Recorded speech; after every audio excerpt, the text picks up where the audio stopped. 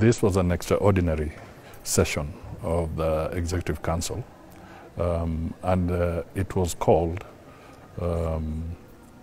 by the Assembly of Heads of State.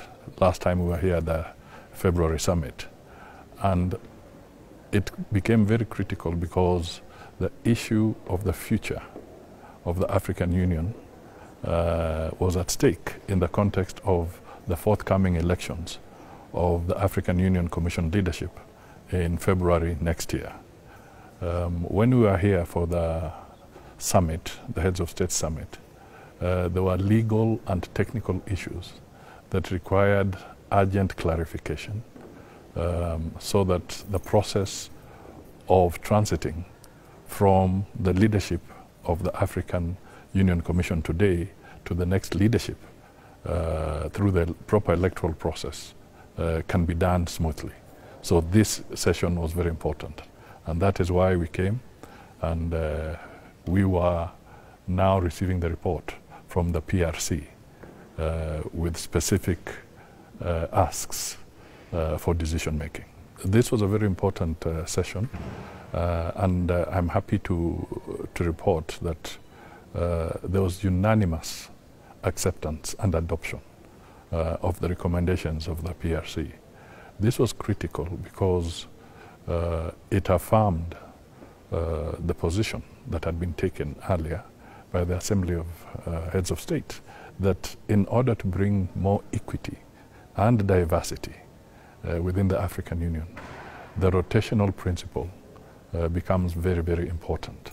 And therefore the decision that was taken was that in accordance with the alphabetical order, the East African region will now have the opportunity to offer its candidate for the chair of the African Union Commission.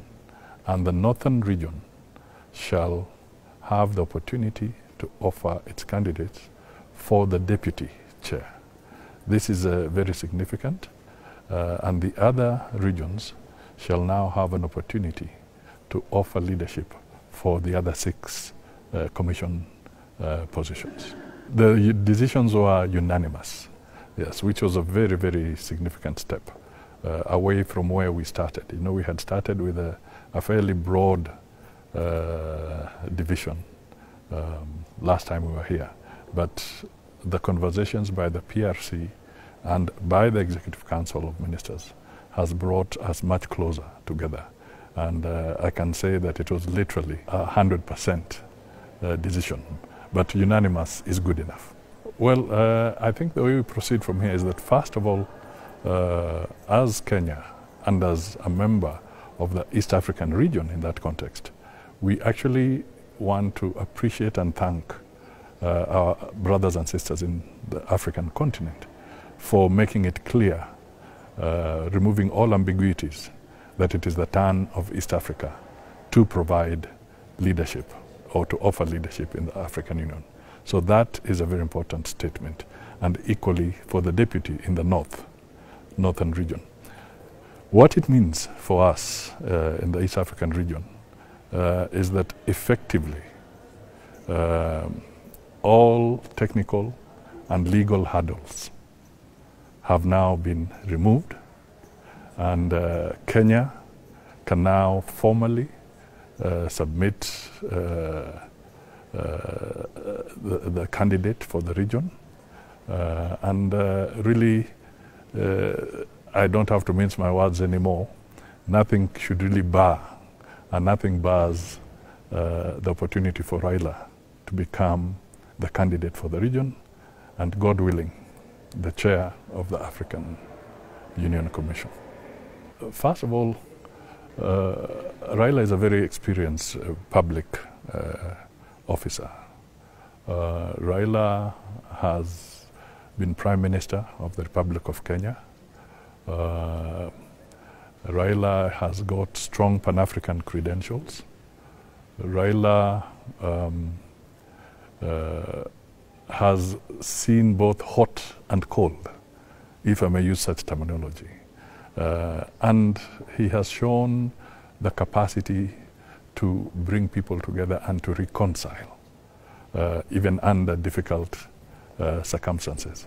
And looking at the kind of challenges we are facing on the African continent, issues around conflict, food insecurity, the need to foster greater integration and enhance economic activity along in the African continent, we see him, in him, an opportunity for the African Union and Africa as a whole to be able to work to advance our objectives much more as we go forward. The roadmap from here to February is it's going to be very busy, let me put it that way. First of all, there's the formal process where all the paperwork is submitted. And then we shall not waste any more time. We will want to work within the region, lobby all the countries in the region, and then extend our unified position to the rest of the African continent. And this is going to be really presenting the credentials of our candidate and what Kenya can also offer through the candidate. And as you know, we have also seen a very robust engagement from the President of Kenya, President William Ruto, on issues around climate change, on issues of reforming the international financial architecture, on issues of consolidating and improving Africa's footprint in the global space. So we see this as an opportunity where the synergy can be consolidated. And indeed, the African heads, when they were here in February, also nominated President William Ruto to take up Kagame's mantle in furthering the reform process within the African Union. So we believe there's a strong synergy, and we are offering Africa a very credible candidate. One of the things is that we will need to be very coherent. And I think before I maybe conclude my remarks, it is important that I acknowledge the role played by the ambassador here, Orina, the Ministry of Foreign Affairs team, that all worked to make sure that we have arrived where we are. These men and women, both here in Addis and in Nairobi, have been actually burning the midnight oil to make sure that we have logical, well-reasoned